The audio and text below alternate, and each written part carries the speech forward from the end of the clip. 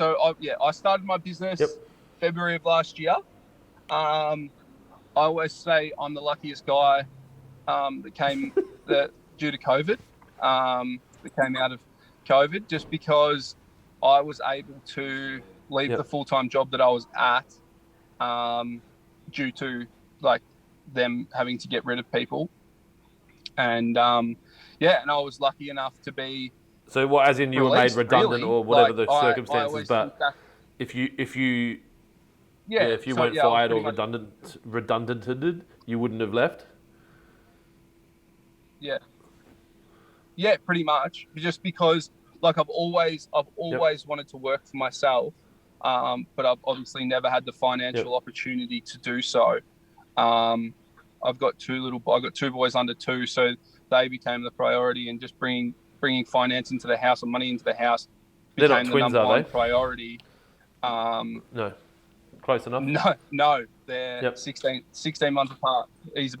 My eldest is about to turn 2, and my youngest is nearly 5 months. So I've got twins. There was no mucking around. I've got 4-year-old twins, so I fully understand what it's like to have 2 under 2. It's a challenge, but the positives way outweigh the negatives, and you're about to experience the best bits as well. Like 2 to 5 is wicked. So that's what we're really excited about moving forward. Like we've already I had mulch delivered to my house to make a little garden bed, and my 2-year-old has a little wheelbarrow, and he already knew. Like he knew, like, from just watching me do stuff in the front yard. He's got his little baby wheelbarrow and a baby shovel, and he was already loading wheelbarrows. He's only nearly 2. He's not even 2 yet. So that's good, and obviously that's the number one reason why I wanted to go out by myself after I had kids, is because I want to be able to build something in the next sort of 15 to 20 years, so then they can take over. Like, not saying I had a bad childhood. Like, I had a good childhood. My parents did with what they could, but I definitely don't want my kids to go through that again. So obviously there's a chance that they may not want to follow in your footsteps. No, I know that, but at least we can have. At least I can build a business. And at least I can build a business, in which I can support and have the finances behind me. If they want to go to private school, you can afford to pay for it. If they want to go learn arts or whatever, that makes sense. Exactly. Look,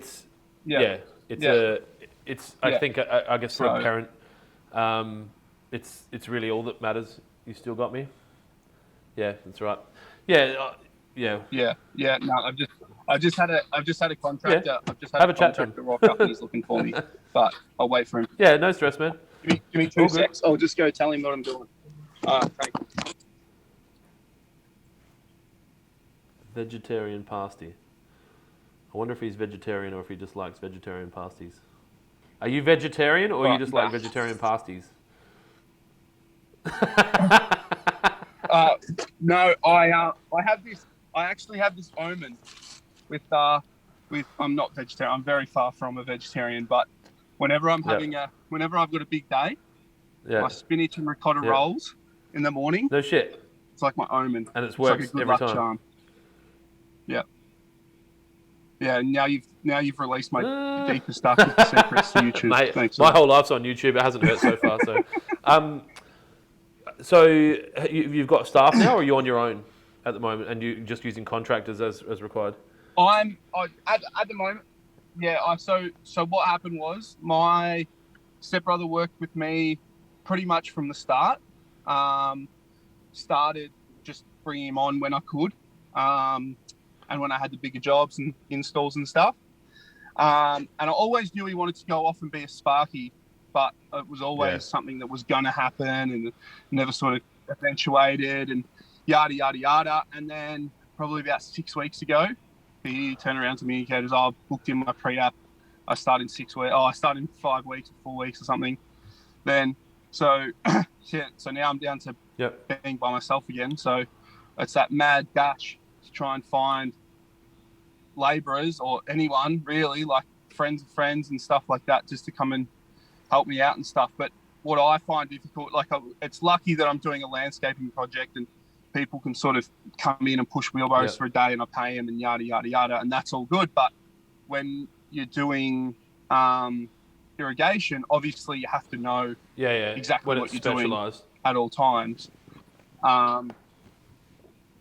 So, and that's where I had Lockie, who my stepbrother, and I had him, and I always say to him, I'm seeing him again tonight, and I'll give him some about it tonight as well.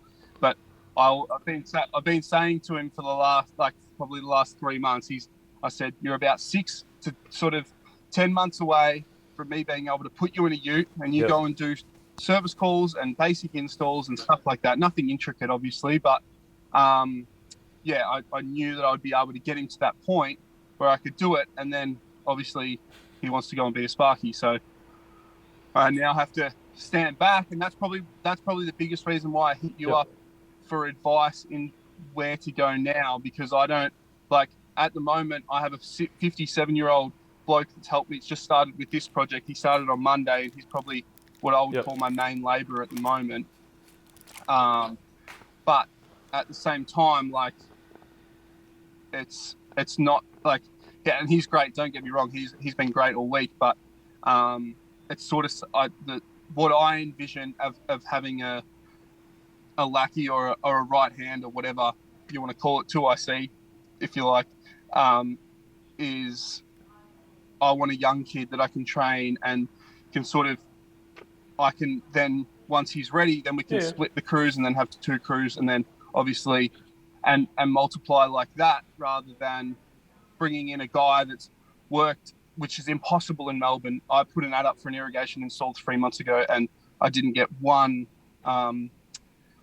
application for the job at all. So, and I've spoken to a lot of other guys and they're the same. There's no one that's either can irrigate or wants to irrigate in Melbourne that don't already have a job. Yeah, so there's a few things that come to mind. I've got a few questions.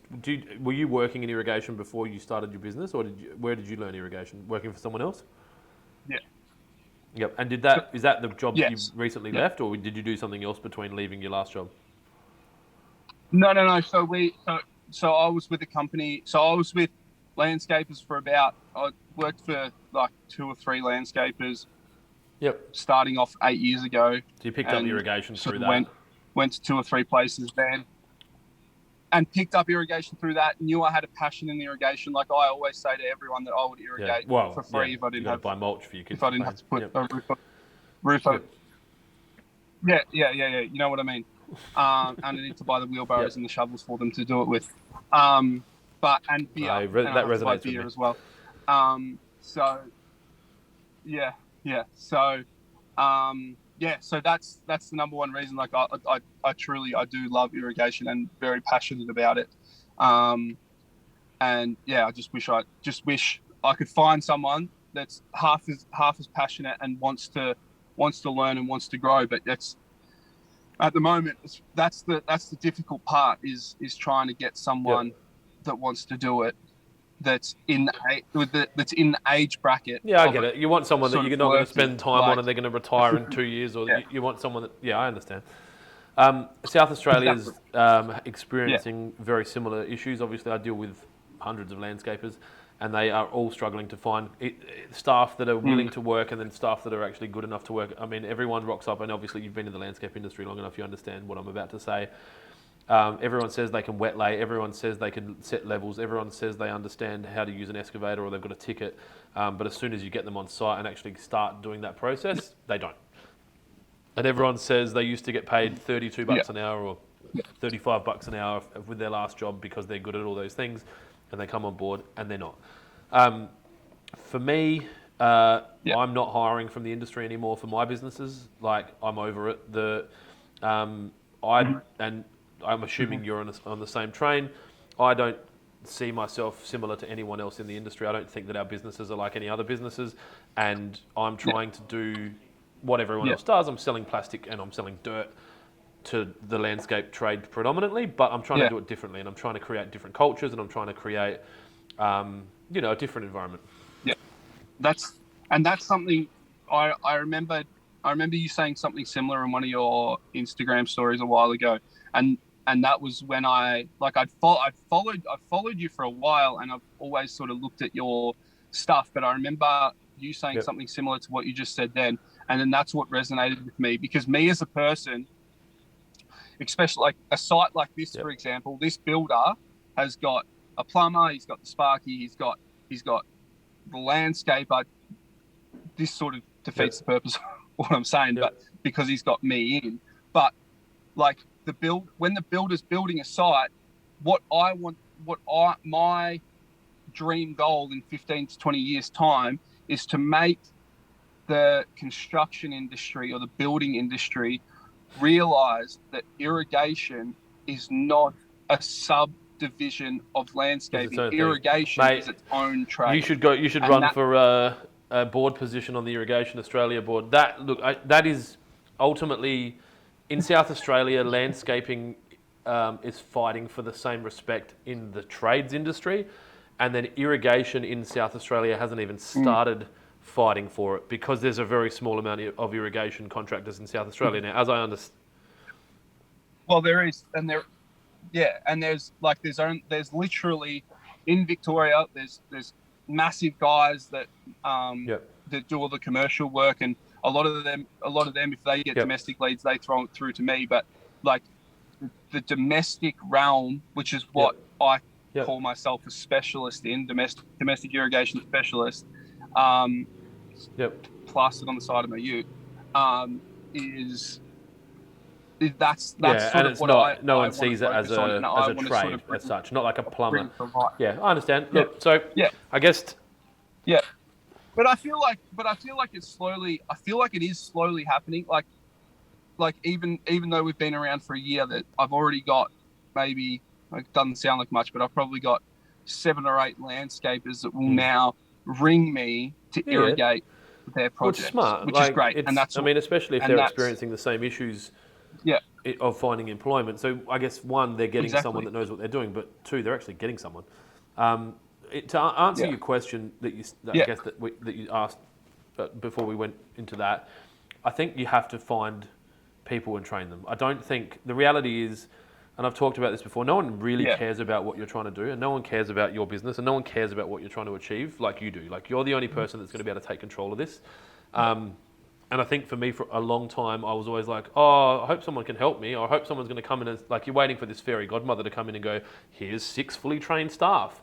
Enjoy them. They're not, and they're cheap as well. You don't have to pay them much, and they'll work extra for free, and it just doesn't exist. So we've stopped looking externally. I've just hired a chef. Sorry, we've stopped hiring inside our industry. I've just hired a chef to work at WaterPro. I've hired a guy who was running his own business and was in pumps, and now he's driving trucks at railways.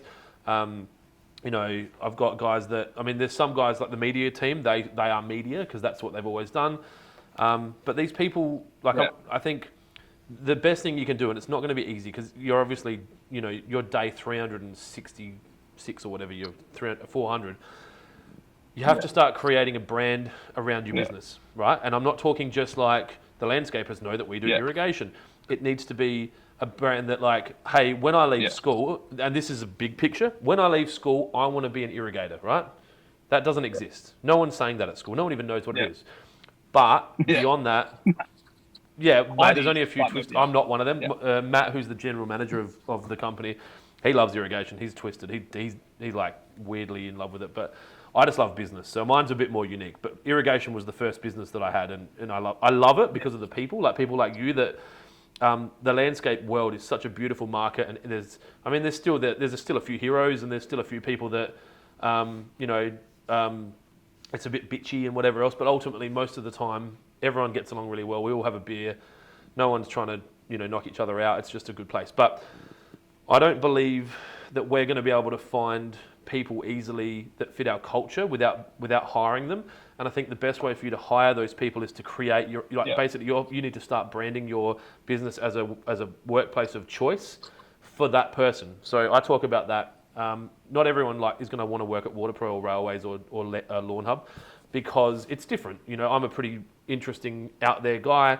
I'm hard to be if someone wants really specific answers or to have me sit still with them for an hour and explain something, it's not going to happen. So it's not for everyone. So if you start openly talking in the market about the kind of leader that you are and the kind of vision that you have and how much you love irrigation and how much passion you have, and what will happen is when you do an ad for someone on Seek or on whatever that you use to advertise your business, there's all this like external reference points on LinkedIn and on TikTok and on YouTube and on whatever platforms you're on where they can look you up and go, hey, he seems like a pretty cool dude. I believe in what he believes in. I believe people should be treated fairly, or I believe people should be treated like shit, because you want to find people that believe what you believe. So, and the good thing about that is when they look at the ad, they're going to go, they'll look at some videos of you or whatever, and they'll be like, oh, what a douche. And they won't apply.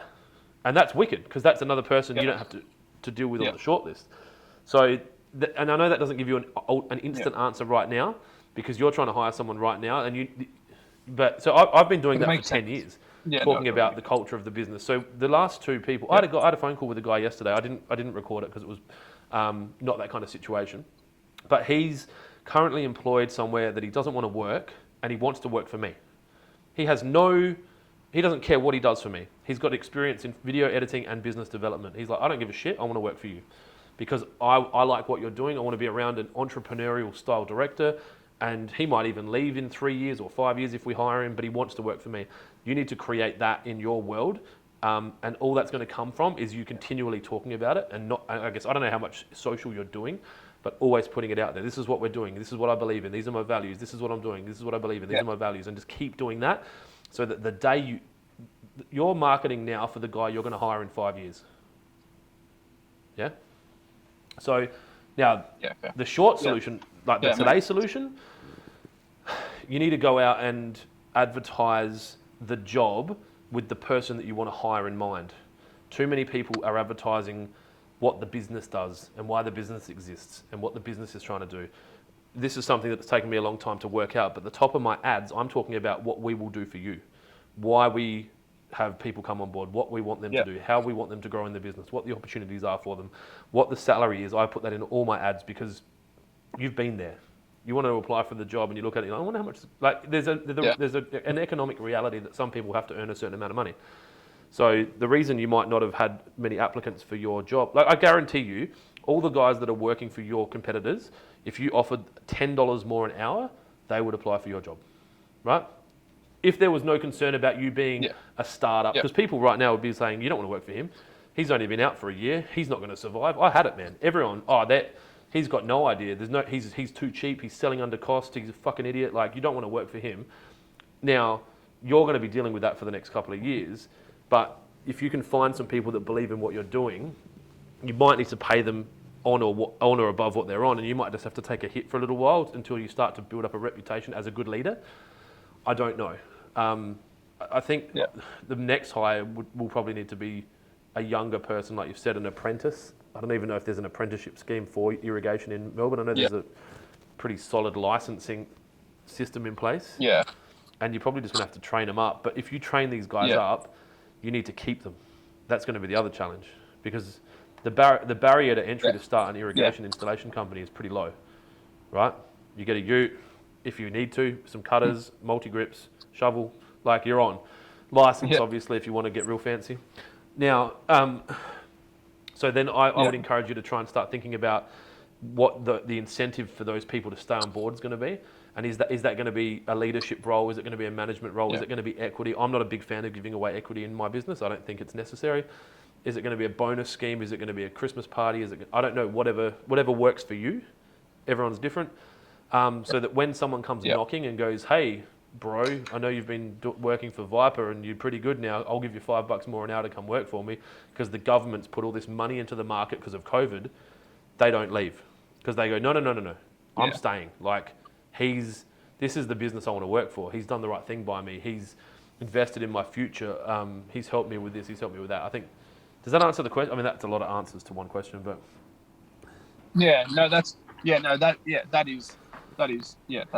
spot on. I think I definitely agree with everything you said. I think the young guys, are key, and it's also on a like a boss's level, leader level. I think it's also about molding to what to what you want as well. Like there's a lot of guys out there that irrigate a totally different way. Like you could walk into the front yard I'm looking at right now in 6 months' time, and someone might irrigate totally different to what I'm doing. Polypipe, PVC, all that sort of stuff. And I feel like if I can get a young kid that doesn't know what polypipe or PVC pipe is, and I use poly, then he's just going to naturally use poly. Like it's not going to be, and it's like that's a small example. What is the PVC poly ratio over there? Because over here no one's using PVC, but is it residentially? No. No one's using PVC. Yeah, I think like you want to people want to work for, especially now, like the younger generation. Now I'm 38, so I'm like nearly dead. But the younger generation, I say that I've had young guys work for me that have been like selfish and didn't really want the job and have like been like not rocked up and called in sick. And then I've got kids that have worked for me since I was 17 who are absolute guns, animals. I've got a guy that started with me when he was 17. He's been with me 7 years, right? 24, could run a shop easy, like every day of the week, run his own shop anywhere in the world. I think too many people get caught up in the age being the issue. I think you got to find these. Yeah, you get it. You find these talented kids. Yeah, they want a leader. Yeah, and you talk to anyone over 30, and they'll go, the kids these days they can't work, yada yada yada. Yeah. Like I'm only 27. Like, and then I get all fired up. Like if someone says that to me, I get fired up. I was like, well, I was 26. Yep. I was 26. I started my own business. How's that not being able to work hard?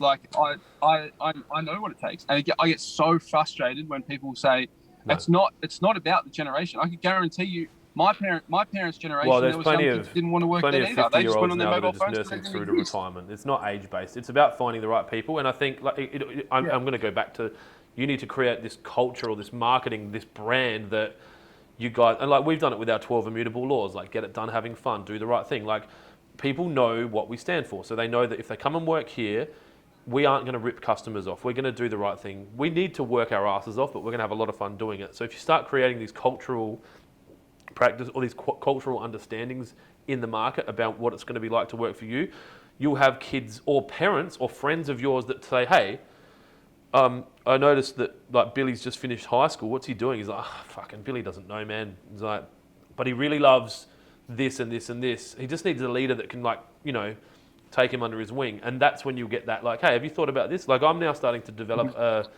almost like a wait list of potential employees. And that not like there might be one or two people interested all the time, and nothing might ever happen or something might, and it all comes from that culture that you brand in the market early.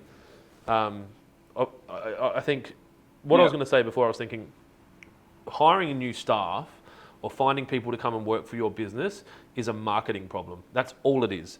Because there is definitely someone in Victoria right now or in Australia that's looking to move to Victoria because they want to get on the beers with Dan Andrews, like whatever it is, you need to get in front of their face, right? And a lot of times, they might actually have a job already, right? So they're not looking. And that's why employment agencies exist, because they go get in front of that person. You need to work out a way to get in front of the people that you want to come and work for you. Now that might mean going back to the high school that you went to and saying, hey, is there any kids here that are struggling? Yeah. That are going to leave school because they don't fit the system because the school system's not for everyone. Cool. Do they know what they're doing? I think he wants to be a plumber. Cool. There's a fucking heap of plumbers. We don't need any more plumbers. Can I talk to this kid about being an irrigator, right? Or can I talk to the 20 kids in the class that aren't listening, or come and do a speech about how I left school? Did you finish high school?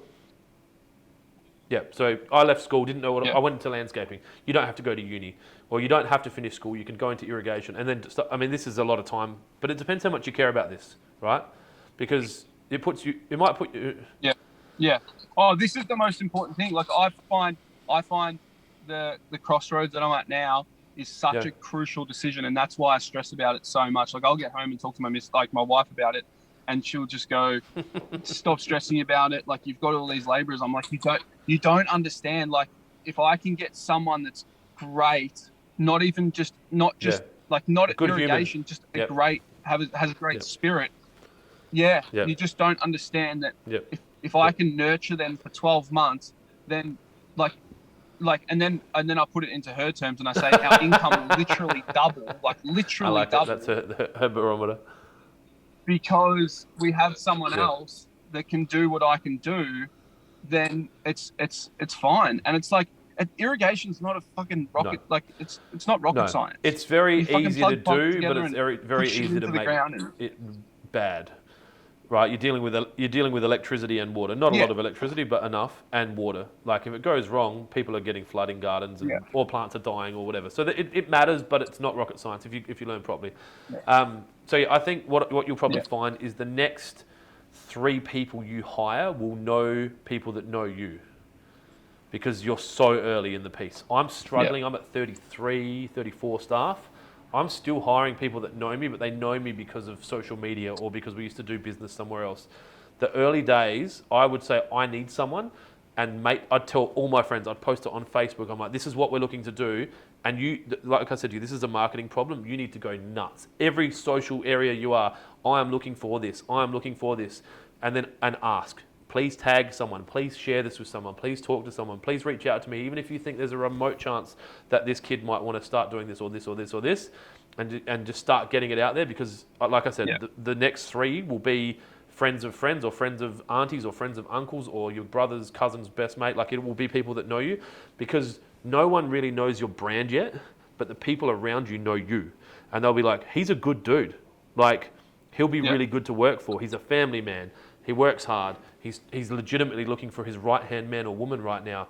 This is a good opportunity to get in at the ground floor, but work next to a director. Like, I think a lot of people care about that. They want to work next to the owner, not just, 5 levels down in a franchise where you don't even see the owner. Like, and I think if you start promoting it, it's just marketing now, all day, every day, like to the point where people start unfollowing you because they're like, shut up. Like, I don't want to hear about it anymore. Like, this is enough. Or they just give you someone. Yeah. Do you find, like, obviously you're like extremely story heavy with your Instagram, and someone like myself enjoy that because I watch you and I pick up small things or whatever, and I like to see what craft you should see my fridge. I had a beer before I spoke to you, actually. No, I saw the fridge fully stocked. That's one of my fridges. That's an idea. So I've got some more at home. Yeah. But what were you going to say? So I'm story heavy. Yeah, but with the Instagram stories, do you find that obviously you find them efficient, or I'm not sitting still long enough to type, right? So my Instagram stories might look like they take a lot of time, but it's actually my most time efficient thing, because it legitimately takes me 60 seconds to go, hey guys, I'm just doing this, and then maybe add a couple of tags. But you'll notice I'm never typing bulk text on my stories. I'm rarely putting music over it. I'm not putting GIFs on it unless it's me, because I'm moving. I'm about to get into a car. I'm already late. I did a story this morning in the dark in my car, which made me a minute later. Now, if I'd sat there and posted a photo and typed for 4 minutes, it's just too long. And that's why I'm doing stories. Now, the video content works well for me because I've got a team of guys. I've got 2 guys sitting here now going, all right, we're going to turn that into this clip, or we're going to do that. They'll send me TikToks, and I won't post them because I have to physically sit there and like choose the music and get the hashtag, because I'm busy. Like, I'm not. So I think that's why I'm story heavy. It's just it's something that's felt, and I've got what's Clint Adams, 711 followers. No one's really watching. Like, I mean, that's great, and it's funny because you if I was allowed to stand in front of 700 people and tell my story, I'd be not daunted. It wouldn't be daunting, but I'd do it. But that's a lot of people. But you look at it because you're just talking to a phone and you forget, oh, actually, that's a lot of people. But that's the answer. I need to get stronger in every part. So I'm not doing enough TikTok for me personally. We're only really doing Lawn Hub. Yeah. I'm not doing enough Instagram posts. I'm obviously doing In the Car with Clint as an IGTV now. I want more photos posted daily to kind of like make sure that my feed's filling. We haven't even started looking at Telegram, Discord, Reddit. I'm not doing anything there. So because I'm not typey, I don't spend time writing articles for LinkedIn. All my LinkedIn stuff's all video. Our next digital hire I'm a bit stuck either between a copywriter or a journalist that can write articles for me, or a still image creator that can post quote cards and that kind of thing. So I'm a bit Yeah, but it's just because I'm not a writer. Yeah.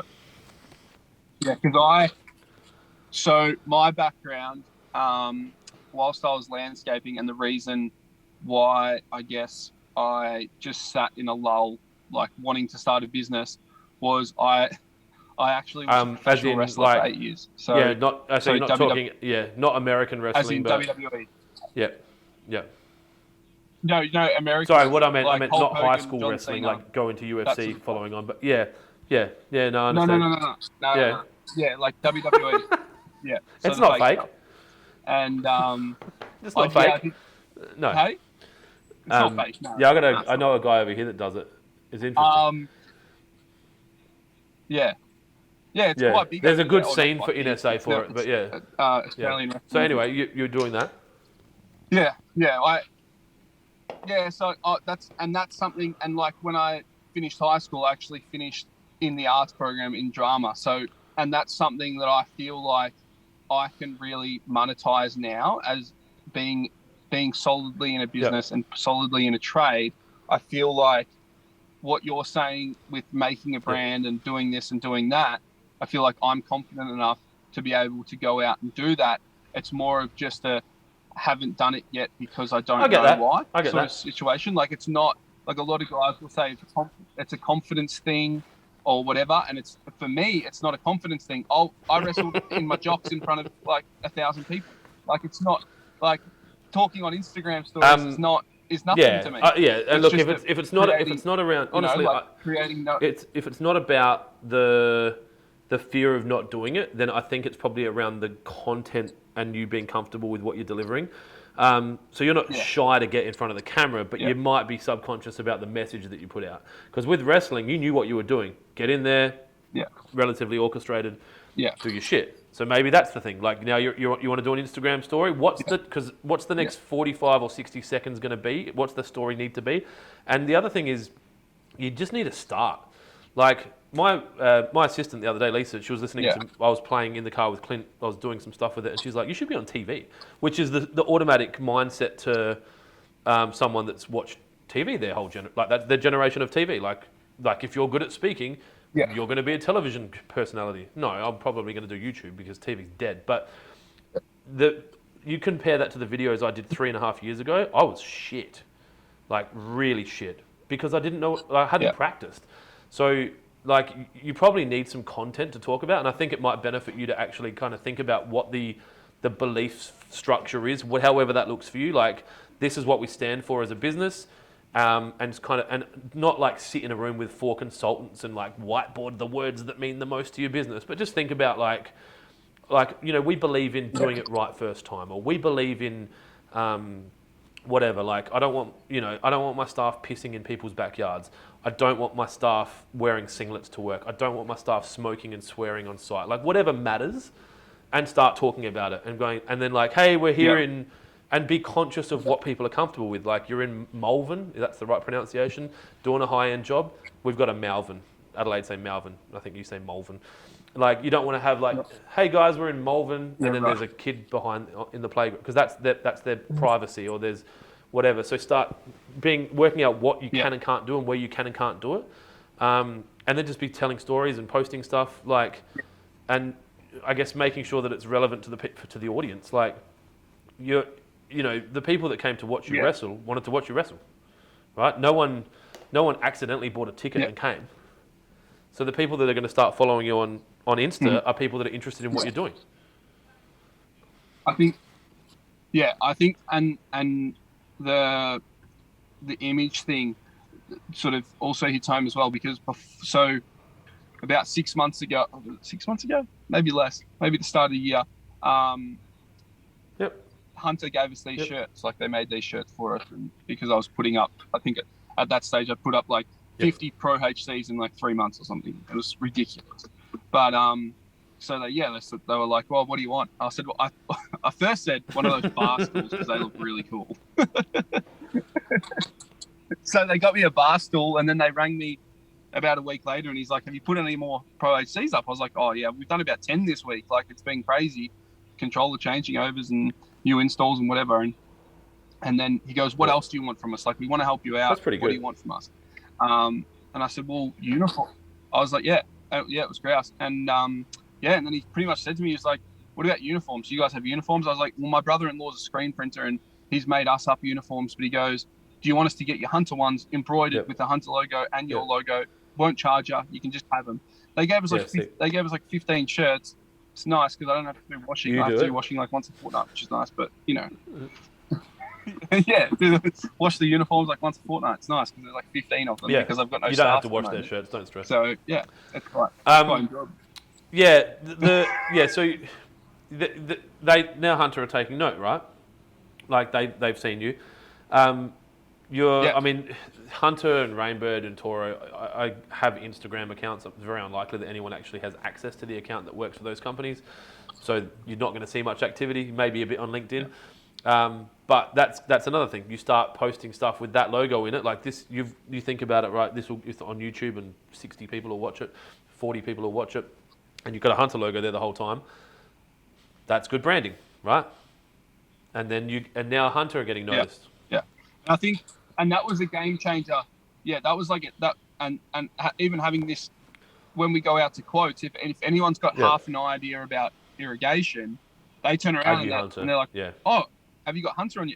Yeah.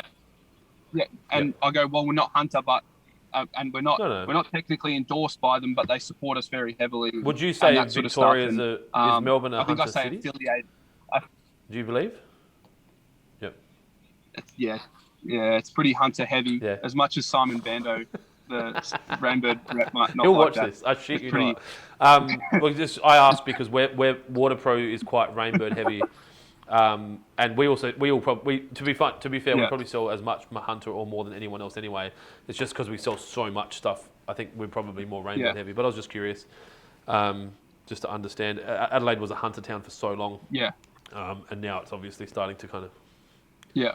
Oh, yeah. Like now I think about it, like they probably would be 50-50 from what I know of, but at the same time, I'm not very immersed in commercial. Yeah, a lot of the councils over here are. Simon might be watching this.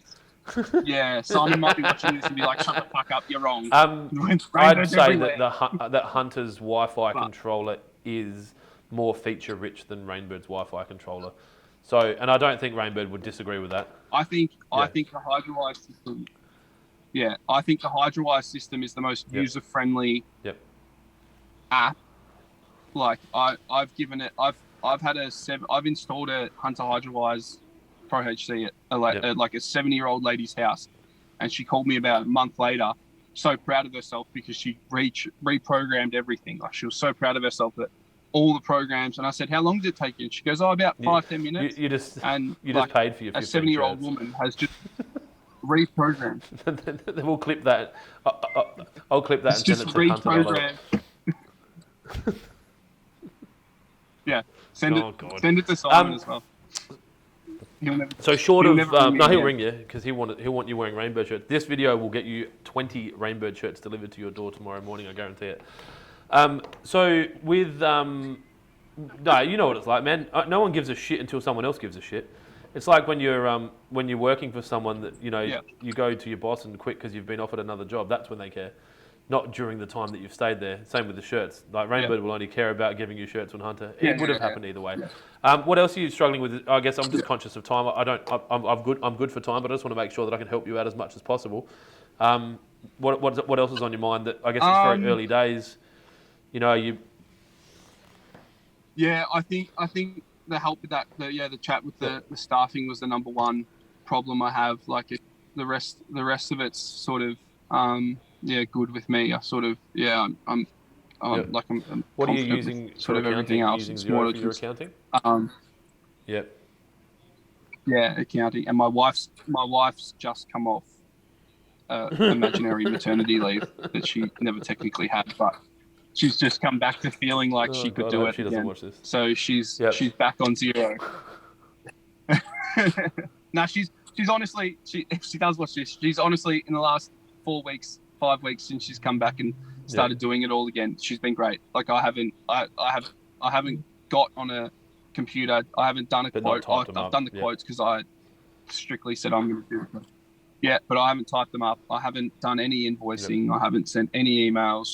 This whole job, she's done all the ordering, apart from if I need to order like mulch or Yep. soil or something throughout the day. But yeah, she's been great with all that. That alone. Well, that's doubled your changed the capacity game straight in the away last anyway. Like, month. obviously now you can just work. Yeah. Yeah. 100%. Yeah, 100%. And I think if honestly, I think if like obviously she came on as Lockie was leaving, so I was lucky in that way You can because just go then I work. didn't have to worry Yeah. about like both aspects. Have you Yeah, got I an could just ad go and on? work. Have you got And an then ad up obviously on Seek at the moment for irrigation for a worker? Oh, I did it through Facebook. You know, one of the things, like, I guess Yeah, another tip, if I it know. helps at all. I've had people tell me that like great things about advertising on Facebook and finding staff, and I've tried it and haven't had as much joy. I've always found, and I Yeah, still think Seek's average, because it's such a crowded platform and there's so much going on. Plus, you're not seeing, people aren't seeing the ad unless they go looking for it. But what I found with Seek is it makes the job real, right? Because like Seek's a job platform, so yeah, when you put it on there, it's real. I see a lot of landscapers over here post a really nice photo with "We are hiring" in it, and then I'm like, are you? Because they haven't done a Seek ad, and look, maybe that works, but I think it shows a level of genuine commitment that we are looking to hire. Like, we're not just like putting out our feelers. We have a job to fill. This is the details, and then you share the Seek ad everywhere, so that's people can send it to people. So I don't know, like Seek ads are $280 depending on. I don't know. I've actually discovered recently that every category is a different price, and I'm assuming being in Victoria, it's probably more expensive because why not? You're in Victoria, but. I'd say if you're genuinely serious, and I'm happy to help you with this. Like, if you want to DM me, if you've written an ad, if you've written an ad and you want me to have a squiz at it, I'm definitely not an employment consultant, and I'm not a recruiter, but I can give you my opinion and see if that helps at all. I'm just looking at the kind of numbers that people are advertising in Victoria at the moment. Like McMahon's, what have they got? Irrigation installer, Melbourne, $35 to $40 an hour plus super. Like, I can imagine the challenges if that's what's being offered. yeah, Yeah. But at the same time, as we were speaking about before, like I don't necessarily want an irrigation installer. I want someone. I get that, and I'm the same. I've got plenty of guys here that are working for me because of what we're trying to, or what we are achieving, and what they can achieve internally, not because they want to earn a dollar amount. Those guys are mercenaries. Like I've talked about this before, where, and I'm probably not as much on social. It's more internal that. In my mind, there's two kinds of employees. There's soldiers and then there's mercenaries. And it's like, the Australian soldiers, the people in the army that fight for their country, they're not moving to another army for more money, right? They believe in what they're doing.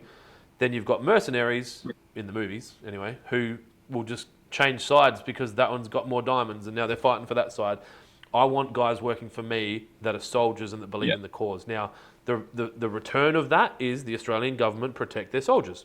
Well, they should better, but they do to a point, right? They cover the costs. They might be tax-free when you're in war, and there should be a better pension system and whatever else. Another story. My mate Tommy will definitely jump in on that. But I want the team to live here safely and feel that they've got the rest of their life is covered if they choose to work for me. And they might not get paid mercenary money, but the reality is, it's not going to be there forever. Like, you go work for one of these businesses that's got lots of money today. If they're not being run, if that business isn't being run well, the high wage will disappear. Or the other side of it is every director that pays a stupid amount of money will want their pound of flesh. And I've seen it so many times. Someone goes and takes a job for an extra 40 grand a year, and they've done their 60 hours, and the boss is like, "Where are you going?" And they're like, "Mate, you're not getting paid 150 grand a year to go home now. Like, you live here." Like, it's simple economics. Like, if you're going to pay them a lot of money, you're going to want something back, and that's it. So, anyway, I hope that's helped you in some capacity. Yeah.